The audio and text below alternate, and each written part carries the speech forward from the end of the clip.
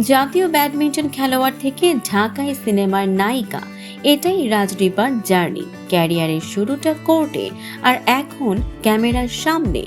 অভিনয়ের আগে ছিলেন জাতীয় অনূর্ধ্ব-18 ব্যাডমিন্টন দলের সদস্য, খুলনা বিভাগের হয়ে হয়েছেন চ্যাম্পিয়নও।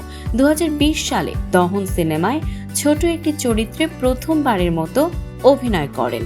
এবছর মুক্তি পেয়েছে জাজ মাল্টিমিডিয়ার ব্যানারে নির্মিত সিনেমা ময়না। তবে সম্প্রতি রাজদীপা ভক্তদের চমকে দিয়েছেন এক নতুন রূপে। শো স্টপার হিসেবে র্যাম্পে হাঁটলেন বোরকা পরে। একটি ফ্যাশন শোতে তিনি বোরকা পরে র্যাম্পে হেঁটে মাতিয়ে দিয়েছেন দর্শকদের। আর চমকপ্রদ বিষয় হলো, তখন তার শরীরে ছিল 103 ডিগ্রি জ্বর। এই মুহূর্তের ভিডিও নিজেই পোস্ট করেন সামাজিক মাধ্যমে, আর ক্যাপশনে লেখেন, শুনতে পাচ্ছি দর্শকের ভালো লাগার চিৎকার। কষ্ট তখনই সফল হয় যখন মানুষ আমাকে পছন্দ করে।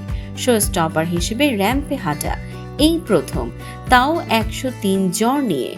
ওয়াও হাবিবি, সুবহানাল্লাহ, মারহাবা, এই চিৎকারগুলো আমার কাছে স্মরণীয় হয়ে থাকবে।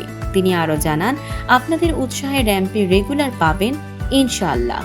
রাজদীপার এই জার্নি যেন প্রমাণ করে, মেধা, সাহস আর ইচ্ছা শক্তি থাকলে মঞ্চে হোক বা সিনেমা, সবার মন জয় করা সম্ভব। রাজদীপার এই বোরকা র্যাম্প ওয়াক দেখে আপনার কেমন লেগেছে কমেন্টে জানাতে ভুলবেন না। দর্শক, এমনই সব চমকপ্রদ খবর পেতে ফলো করুন আমাদের ফেসবুক পেজ CB24 TV এবং সাবস্ক্রাইব করুন YouTube channel CB24 TV official.